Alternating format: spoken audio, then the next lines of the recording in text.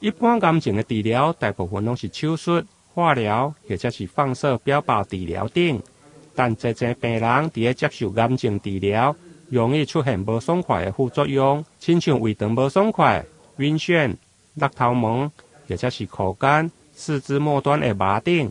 对此，奇美医学中心透过中医辅助的治疗，不但会用舒缓病人的无爽快，而且嘛用提升患者的生活品质。缓解那个放疗、化疗、标靶治疗的不舒服的症状啦，哈。那像是最常见的还有一个手麻、脚麻，好末梢神经的病变，好。那我们中医有一些活血化瘀、利水的中药方剂，它可以去改善那个。那当然外用的话呢，就是有针灸，那甚至我们有设计的中药的足浴包，让患者去泡脚，好。那这个都有能明显的改善那个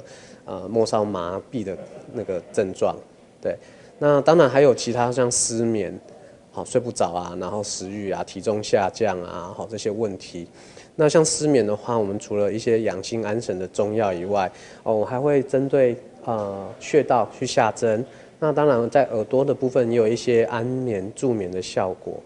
对，那胃肠道的部分的话呢，就是我们有四神汤可以促进那个食欲。好，然后四神汤里面有茯苓，那茯苓有一些多糖体哈，那这些对患者的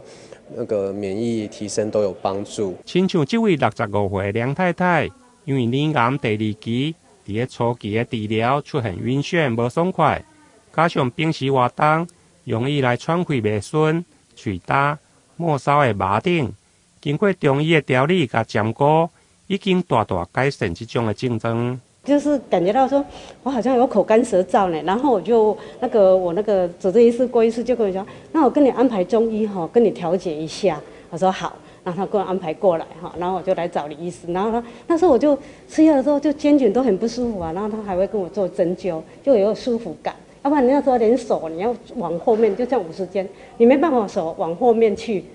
拉不到。后来他真的。然后吃药了，调节了，走路起来也比较顺，也比较不喘了。根据奇美医学中心的统计，在去年门诊肿瘤专案总共有29人，加上肿瘤大院病人中医会诊总共有101人当中，